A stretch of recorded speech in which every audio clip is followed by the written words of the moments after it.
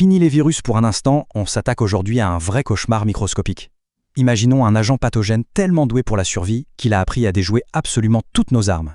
C'est l'un des combats les plus intenses de la science moderne. Allez, on plonge direct dans cette guerre invisible pour ce nouveau décryptage. On pose le décor tout de suite avec un chiffre qui fait froid dans le dos. 1 million. C'est le nombre dingue d'infections que cette menace déclenche chaque année dans les hôpitaux du monde entier. Et le pire, c'est qu'elle frappe là où on est censé guérir. L'enjeu est colossal et il faut qu'on en parle. Regardons de plus près. Sous le microscope, ce petit bacille dodu a l'air presque inoffensif, pas vrai ? Eh bien, c'est Acinetobacter baumannii et c'est un prédateur redoutable. Il ne s'attaque pas aux gens en pleine santé dans la rue, non. Il attend tranquillement en embuscade pour cibler les patients les plus vulnérables. Chapitre 1. L'ultime envahisseur des hôpitaux. Voilà un truc complètement contre-intuitif. À la base, cette bactérie vient de l'eau et du sol. Donc, logiquement, elle devrait avoir besoin d'humidité pour vivre. Eh bien non. Elle peut survivre jusqu'à 100 jours sur des surfaces totalement sèches, des poignées de porte, des barrières de lit. Elle se met en dormance, elle résiste et elle attend son heure. C'est un peu flippant, faut l'avouer. Et quand elle trouve un hôte affaibli, les dégâts sont monstrueux. Si la bactérie réussit à atteindre le sang, le taux de mortalité peut grimper à 52%. C'est littéralement du 1 sur 2. Une statistique brutale qui mobilise les chercheurs du monde entier pour trouver d'urgence de nouvelles parades. Chapitre 2. À la découverte d'Acinetobacter baumannii. Le CRAB, Acinetobacter baumannii résistant au carbapénème. En gros, les carbapénèmes, c'était notre artillerie lourde, nos antibiotiques de la toute dernière chance. Et ce microbe, il a évolué pour s'en moquer totalement. Il rend nos meilleurs médicaments complètement inutiles. Et qui est dans la ligne de mire ? Surtout les patients dépendants d'équipements médicaux en soins intensifs. Les respirateurs artificiels ou les cathéters se transforment en véritables autoroutes vers la circulation sanguine. Les grands brûlés ou les personnes immunodéprimées offrent une porte d'entrée grande ouverte à l'infection. Ce qui est passionnant ici, c'est la différence flagrante avec son cousin totalement inoffensif, Abaili. La superbactérie, c'est un vrai hacker génétique. Elle est bourrée de plasmides, ce qui lui permet de télécharger des mises à jour de résistance depuis d'autres microbes. Son cousin, lui, garde un génome stable et reste super vulnérable. L'évolution a transformé Baumannii en une vraie machine de guerre. Chapitre 3. La construction du bouclier de la superbactérie. Les défenses de ce truc, on dirait carrément les stades d'un boss de fin de jeu vidéo. D'abord, des pompes d'efflux qui attrapent l'antibiotique et le recrachent violemment. Ensuite, la perte de porine. En gros, la bactérie ferme à clé les portes de sa membrane.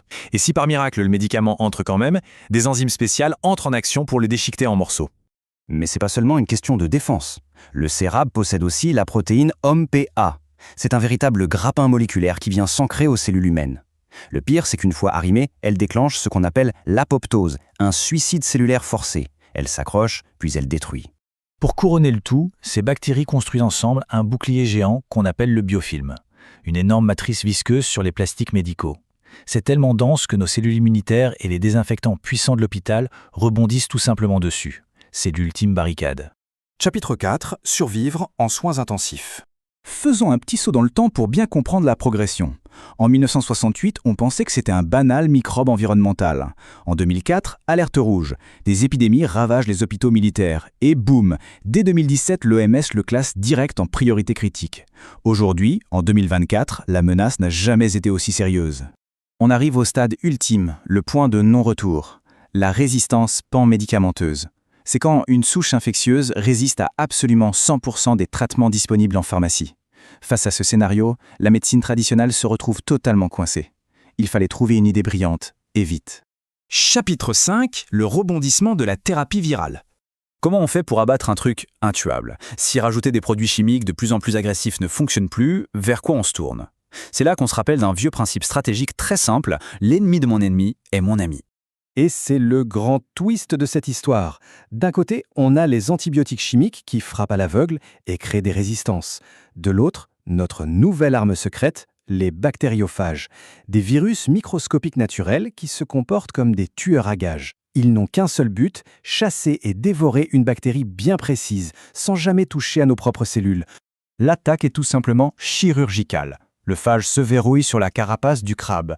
Il transperce l'armure pour y injecter son propre ADN, pirate le système pour se cloner des milliers de fois à l'intérieur, et paf, il fait exploser la bactérie pour libérer une nouvelle armée virale, une éradication parfaite. Mais le vrai coup de génie des scientifiques, c'est cette synergie entre les phages et les antibiotiques. Pour se protéger du virus, la bactérie est forcée de désactiver ses pompes d'efflux, celle-là même qui l'a protégée de nos médicaments. C'est un piège machiavélique. En essayant d'échapper au virus, elle baisse ses boucliers. Échec et mat. Bien sûr, la recherche pharmaceutique n'est pas en reste. De nouveaux médicaments ultra intelligents viennent d'être validés, comme le Xacduro. Ou encore mieux, le céphidérocol. Ce dernier, c'est un véritable cheval de Troie moléculaire. Il se déguise en molécules de fer, un truc dont la bactérie a un besoin vital, elle l'invite à l'intérieur et le piège se referme. Ce qui nous laisse sur une réflexion totalement dingue. Si l'avenir de la médecine, c'est de commander des escouades de virus microscopiques et d'utiliser des chevaux de Troie pour vaincre l'invincible, on est vraiment à l'aube d'une révolution thérapeutique incroyable. Face à l'infiniment petit, l'ingéniosité scientifique reste notre meilleur bouclier. Quelle sera la prochaine étape de cette guerre invisible ? L'avenir s'annonce fascinant.